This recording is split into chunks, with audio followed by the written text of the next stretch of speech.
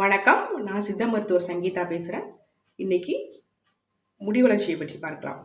அதாவது மூலிகையால் உடலை காட்போம். முடி வளர்ச்சிக்கு அதிக ஊட்டச்சத்து நிறைந்த மருந்துகள், அதாவது மூலிகை மருந்துகள் மற்றும் அதிக ஊட்டச்சத்துக்கள் நிறைந்த தைலங்கள் எங்களிடம் கிடைக்கும். அதை நீங்கள் தகுந்த ஆலோசனைகளை பயன்படுத்தி நலம் பெறலாம். இந்த சேனலுக்கு லைக், சப்ஸ்கிரைப் பண்ணுங்கள்.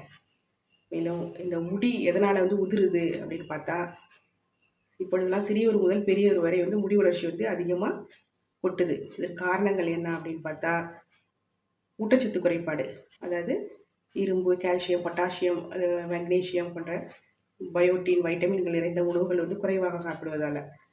அது நம்ம கீரைகள், காய்கறிகள், பழங்கள் இதிலெல்லாம் அதிக அளவு காணப்படுது. இதை டெய்லி நம்ம அதிகமாக எடுத்து சாப்பிட்டாலே முடி வளர்ச்சி கட்டுப்படுத்தலாம். மேலும் தலைக்கு தலை பாதுகாப்பு மிகவும் முக்கியமானது. இந்த முடி எப்படி பராமரிக்கலாம் அப்படின்னா, நல்லா மசாஜ் பண்ணணும். அதாவது தைலத்தால், மூலிகை நிறைந்த தைலங்களோ அல்லது நார்மலாக உள்ள கோகனட் ஆயில் இதை வச்சு நம்ம தலைக்கு டெய்லி ஒரு மசாஜ் 10 நிமிஷம் கொடுக்கணும். மேலும் இப்பொழுதெல்லாம் சுற்றுச்சூழல் ரொம்ப பாதிப்படைஞ்சிருக்கு.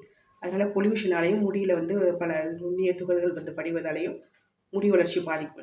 அதனால் வாரம் 2 முறை நம்ம முட்டை வெள்ளைக்கரு, வெந்தயம் இது போன்ற கலவைகளை கொண்டு நல்லா முடியை அப்ளை பண்ணிவிட்டு ஹேர் பேக் போட்டு நம்ம குளிக்கலாம். எண்ணெய் தேய்த்து குளிக்கணும், நல்லெண்ணெய் தேய்த்து குளிக்கணும்.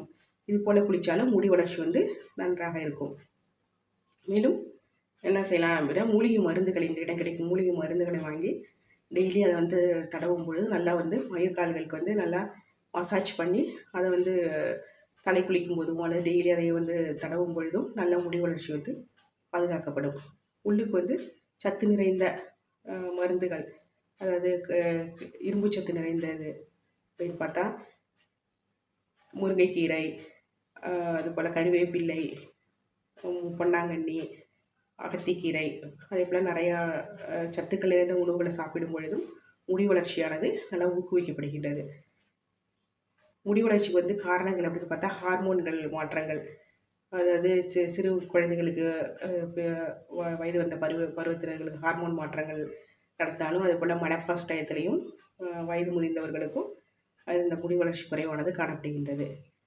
ஹைப்போ தைராய்டிசத்தில் காணப்படும் நோய் நிலைகளில், அதாவது ஜுரம், டைஃபாய்டு, மலேரியா அது போன்ற ஃபீவர்கள்லையும் காணப்படும். ஊட்டச்சத்து குறைபாட்டிலையும் காணப்படும்.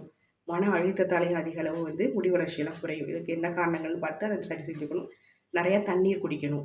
அது போல் உடலை பேலன்ஸ்டாக வச்சுக்கிட்டாலும், நல்லா உடல் மனநிலையை பேலன்ஸாக வச்சுக்கிட்டாலும் முடி வளர்ச்சி கட்டுப்படுத்தலாம். இளநிறையையும் சரி செய்யலாம்.